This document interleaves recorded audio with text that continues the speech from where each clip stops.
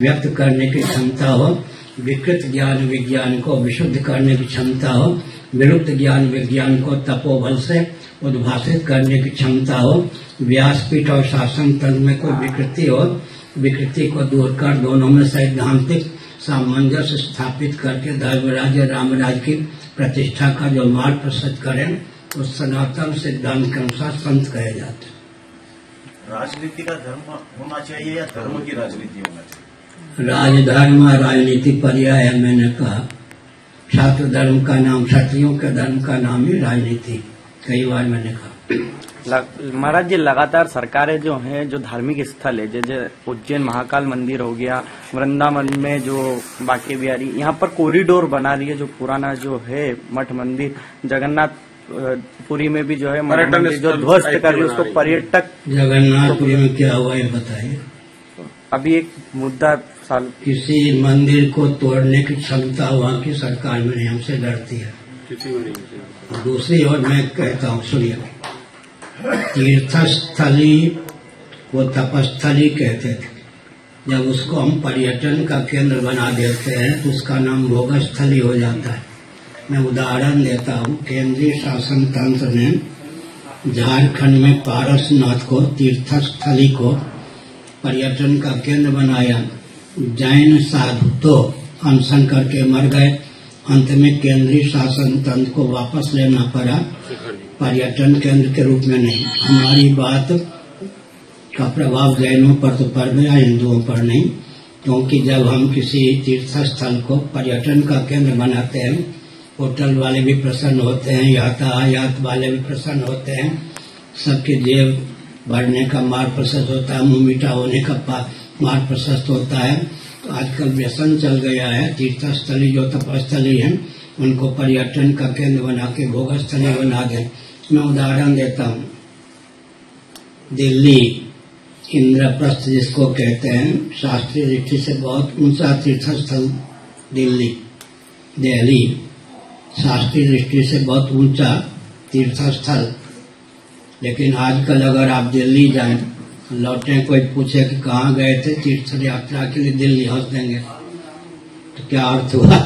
आधुनिक ढंग से विकास होने के कारण अब तपस्थली या तीर्थस्थली के रूप में दिल्ली को व्यक्ति नहीं मानते। इसी प्रकार से अगर आधुनिक ढंग से विकास हुआ तो तपस्थली का नाम पर्यटन केंद्र हो जाएगा, तपस्थली भोगस्थली के रूप में परिणत हो जाएगी। शासन तंत्र का विकास के नाम पर यही व्यसन भी है, जनता भी इसी को चाहती है। प्राय आप मतलब विरोध करते हो उस चीज का, वो भोगस्थली बनती जा रही है धार्मिक स्थल जो है। विरोध का अर्थ है वस्तु स्थिति का प्रकाशन करना, समझ गए।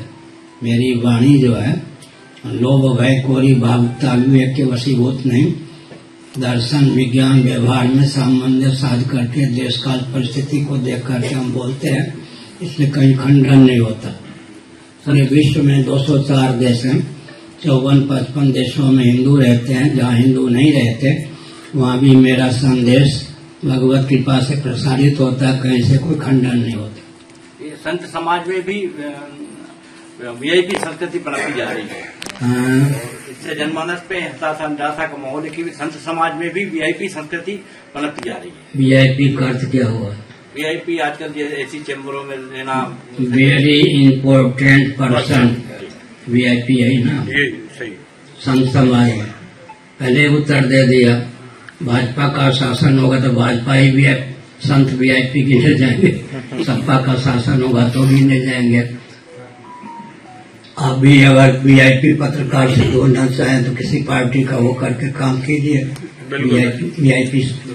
अच्छा, आप चैनल वाले बहुत अच्छे हैं, लेकिन जिस किसी चैनल के हैं, पत्रकार के हैं, वो तो व्यापार तंत्र है, व्यापार तंत्र का अधीन ही आप हैं। आपकी स्वतंत्रता कहाँ तक सीमित है, इस पर आप स्वयं विचार कर लीजिए। बुरा न मानो, हो रही है।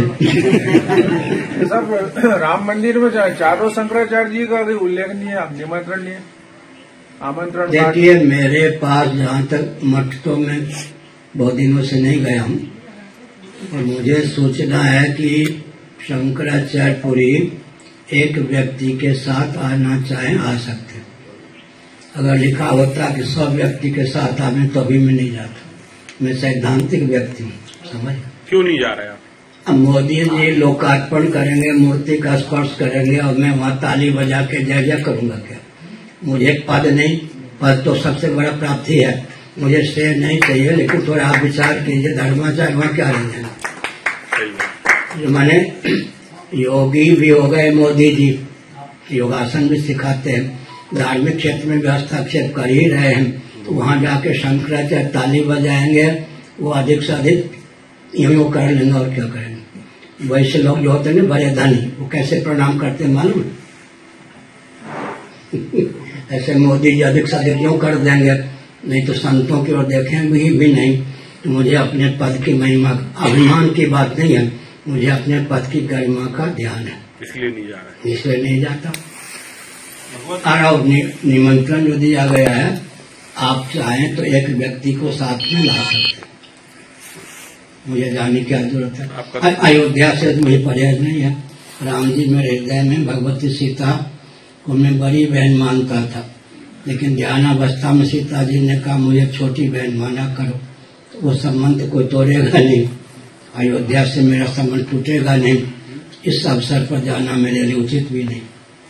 गुरुदेव, एक निवेदन है कि जो विधर्मी लोग अपने हिंदू धर्म को विधर्मी मानते हैं, उसी प्रकार से वहाँ मक्का मदीना जाने के लिए हिंदुओं की रोक है। तो जो राम मंदिर बन रहा है वो राष्ट्रीय मंदिर होगा, तो राष्ट्रीय मंदिर घोषित होगा, तो उसमें क्या विधर्मियों को वहाँ से 50-50 किलोमीटर की दूरी पर रोक लग सकती है? ऐसा संभव है? पहली बात तो है कि मक्केश्वर महादेव, जिसको मक्का कहते हैं, गीता पे से शिवांक विशेषांक लीजिए। प्राचीन तथ्य यही है कि जिसको हम मक्का कहते हैं, प्राचीन नाम है मक्केश्वर। जिसको हम ताजमहल कहते हैं, भारत में है या नहीं? जयपुर नरेश के यहाँ कागजात हैं, तेजो महल है शिवालय। ताजमहल का पुराना नाम है तेजो।